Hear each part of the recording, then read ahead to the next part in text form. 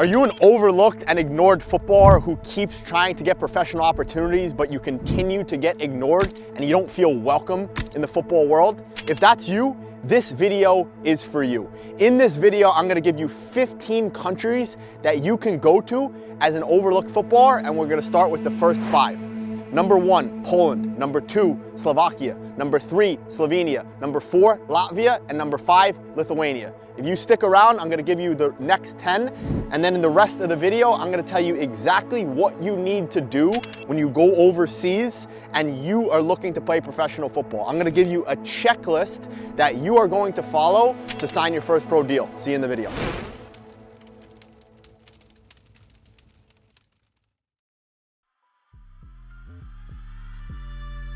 You need to make sure that your materials are professional and top class.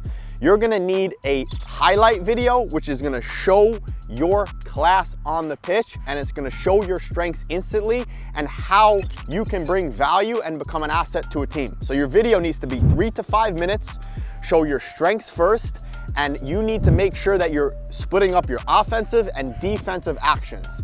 If you're more of an offensive player and that's your strength and you think that's what you're gonna bring to a team, you put that first. If you're more of a defensive player and that's the strength you're gonna bring to a team, you put that first. It's very simple. No matter how many times I tell my audience this, how many times I tell my clients this, you continue to get it wrong. So 3 to 5 minutes, short, sharp, best clips in the front. Make sure if you put clips in, actions are finished. If you play an unbelievable long ball, great. But if no one receives it and it goes out of bounds, don't put it in the video. Number 2, you need to make sure your cover photo introduces you immediately. Name, height, weight, position, passport, age. That's what you need in your cover photo. It should only be 5 to 10 seconds long. The next thing you need in your football materials is a clean cut CV. The past 5 years, where have you played? Information on you. Once again, name, position, passport, age. All these things need to be in there. It needs to be clean, sharp, and short. A 1-pager. You need to include that highlight video that you either put on Vimeo or YouTube. Don't send Google Drive links. Don't send WhatsApp videos. You need to upload it to either Vimeo or YouTube. You can make it unlisted if you don't want people to see it, and make sure it's attached in your CV. You need to make the CV short, sharp, and clean. Like I said, you don't need to include stats. Just include where you've played and maybe if you had any specific awards. The next thing that you need is you need to have a full match. You need to have a full match of you playing, so when you send it out to coaches, they can see how you are on and off the ball. So before we get any further, as I promised, the next 5 countries that you should visit to play professional football as an undiscovered talent are Sweden, Finland, Iceland, Malta, and Gibraltar. Stay tuned for the next 5, here soon. Visa. What is your visa and possible immigration status? First of all, you need to figure out what passport you have. Second of all, you need to discover which country you're going to chase and go after, and then you need to check their visa rules. Generally, for North Americans, you have 90 days visa free. So what you need to do within 90 days is you need to figure out what visa you're gonna be on. Is it gonna be a work visa? Is it gonna be a tourist visa? Is it gonna be a student visa? You need to figure these things out by simply doing the research. Don't trust rumors, don't trust people. You can ask around, but you need to do the research and see what you can legally do. Because the worst thing that you can do is overstay your welcome in Europe and you can be out 5 years. I've had multiple friends who've overstayed their welcome and it's completely crushed their professional dream. So make sure you do the proper research and make sure you have a proper mentor that is guiding you. If you want a mentor to help you along this process and do all that for you, all you need to do is go down below, fill out the simple form, you'll hop on a 15-minute free interview, and we'll see if you're the right fit to work with us. We'll see if you're of the right level, we'll see if you have the right ambition, and we'll make sure that you are ready to work with us. If you're ready to work with us, I will do everything that I just told you about for you. You don't need to do any of the research because we actually have a lawyer working with us. We have 3 scouts working with us, and then we have myself. So when you're ready for a professional trial, myself, the 3 scouts, look for a club for you, and then the lawyer works on the immigration stuff and the visa stuff. Fitness and readiness. Are you match fit? Do not rush to go overseas if you are not match fit. Because at the end of the day, football is a small world. And if you go overseas and you perform poorly in the first session, you can even be kicked out of the club. So what you need to do is you need to make sure that you are fully ready 90 minutes match fit. I don't care if you're going into preseason and you're saying to yourself, oh, I'll get fit during the preseason. No, you're a foreign player going overseas. You need to be fully 90-minute match fit. You need to be sharp on the ball. You need to be strong. You need to be really good in 1v1 duels because you need to be 2 times better than the local players. No matter how many times I say this, you do not understand, but you are going to see that you need to be that much better. And if you go over there without being ready, you're gonna waste your money and you're gonna waste your time. So once again, be match fit, be ready, because first impressions are everything. Next thing that you probably do not know is if you go overseas, sometimes the club is gonna want you to come in the next day to play. So excuses about jet lag, excuses about being tired, excuses about being tight or heavy do not exist. So what you need to do beforehand is research how to beat jet lag when going to X country. You can literally type it into Google. How to beat jet lag going to Sweden. How to beat jet lag going to Germany. Generally, you're gonna start this 7 to 10 days before to get your circadian rhythm and your internal body clock in line. So when you go over there, you're fully ready. The other thing you can do is you can go over there 1 week before the trial is supposed to start. Or you don't have to hit up clubs and go on trial until you feel your body is ready. Hope this all makes sense. Now we've been talking about it already for about 12 months within our content.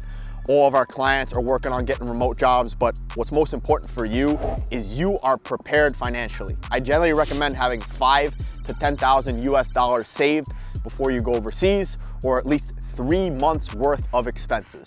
Generally, when you're going over from the US or Canada to Europe, the cost of living is definitely gonna be lower. But what I would recommend is having a nice amount of savings in your account, and then also having a remote job that's gonna be able to fuel you while you're over there. I would highly recommend getting a remote job where you're making at least 1,000 US dollars. If you need help getting a remote job, we have plenty of free resources that you can look at to help get a remote job. You can look at Fiverr, you can look at Upwork, you can look at other remote jobs on sites like LinkedIn, on sites like Indeed.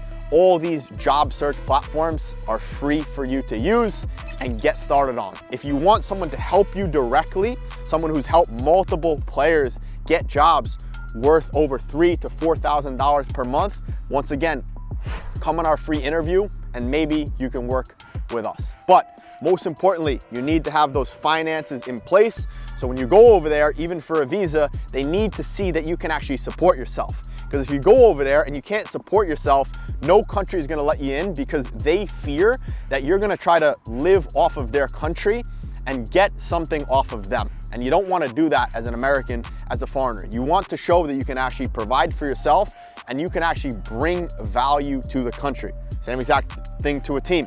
You need to show that you can bring value, otherwise you're gonna be a liability. You need to be an asset to the country, you need to be an asset to the team, and people are going to welcome you with open arms. The other thing that's very important that a lot of players miss is make sure you have health insurance. You need to have health insurance for at least 90 days when you go over there.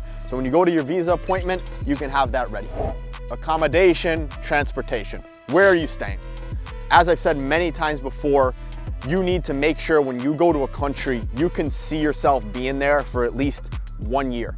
2 or 3 years would be better, but you need to do your research beforehand. Is it better to stay in an Airbnb? Is it better to maybe stay in club housing if they provide it for you? Is it better to stay in a small hostel in the beginning? You need to do your research because it's gonna be a hustle and it's gonna be a grind. You need to get an Airbnb for at least 2 weeks for your trial, because if you get an Airbnb for a couple days and the club wants you to continue to stay and then you have to move Airbnbs or move hotels, it's stressful and it can affect your sleep and overall your lifestyle. So you want to be prepared there. So make sure you're thinking about this before you go overseas. Where are you going to stay? How are you going to get from the airport to your hotel or hostel? Is it safe? Is it near a pitch? Is it near a grocery store? You need to do all this research beforehand. And with today's day and age, in the internet age, don't say you can't do it because everything is available. The next thing you need to make sure of is you need to get yourself a SIM card. In the beginning, you can use an eSIM card. I've used things and apps like Sally as well as GigSky. Sally is generally better. Their internet is super fast. It's a bit more expensive. No, this is not an ad. They should sponsor us, but Sally and GigSky are generally pretty good. Or you can get a local SIM card when you're on ground, which is actually something I recommend, because then you can actually call clubs with a local number and they won't ignore you. They'll pick up, and then that's your time to interject and see if you can come in for a training session. So the next 5 countries for you to check out as an overlooked footballer are Czech Republic, Armenia, Bosnia, Kosovo, and Romania. In this section, we're gonna talk about how to actually get on a trial. Number 1, when you're looking to go on trial, don't ask to go on trial, ask to come and train. I've said this multiple times before. For example, you can just call up a club and say, hey, Mr. Svensson, how you doing? I'm in Stockholm for a couple weeks with my family. Would it be possible if I can come train? My name is Eric Friedlander. I'm 24 years old. I'm a center defensive mid. I played 2 years in Germany. I played Division I college soccer. Can I come over and just train with your club? Very, very simple, very nonchalant, not just looking for something, not just looking for a trial, because if you come over looking for a trial, clubs are going to take this as a high pressure situation. Instead, if you come over and you just ask to train, there's no pressure on the club. You go over, you train. If you perform well, the club's gonna ask you to stay and ask to sign you. If you do not know how to get someone's phone number, it's very, very simple. 2 sites, Transfermarkt and Soccerway.com. So say for example, you're going over to Sweden and you think that's a place that you wanna go, you can go to Soccerway.com, go to Sweden, and it's gonna list all the leagues that have contact information. What I would do in the beginning is go to Division 2, Division 3, and Division 1. Division 2 is 4th tier, Division 3 is 5th tier, Division 1 is 3rd tier. That obviously depends on your level. If you've played Division 1 NCAA and you're very fit, go look at Division 1. If you've played NCAA Division 2, Division 3, maybe look at Division 2 or Division 3 in Sweden, right? You need to gauge your level. And as always, I say, be a big fish first in a small pond. Prove yourself, get some media on you, get some highlights, get some match minutes, because that's the most important. And that's gonna create hype. What a lot of players don't realize is going over even to a small team, you don't know who the coach is, you don't know who he's played with, you don't know who his friends are. So at the end of the day, you need to find a club and a country where you think you can perform really well and show your value, and then you're gonna get up the ranks, right? So when you go to Soccerway.com, you're gonna find phone numbers, you're gonna find names, and then what you do is you use that SIM card I just talked about, or you use LinkedIn to contact people. It's very, very simple. Then you send a friendly, simple message asking to come train, and that'll serve you well. Very important, what to pack. So I would highly advise only bringing 1 suitcase. If you have 2 suitcases, you're gonna be stressed carrying this stuff, lifting this stuff on trains, escalators, all that stuff. Bring about 5 outfits, 5 nice pairs of clothes, then bring about 5 to 10 football clothes, 5 to 10 shorts, 5 to 10 shirts. Generally, the club will provide you with stuff, 5 to 10 pairs of socks. Then what I would bring is definitely adapters, right? So get yourself an adapter to the country you're going to. If you're going to the UK, get UK adapters. If you're going to the EU, get EU adapters. If you're going to Asia, get Asia adapters.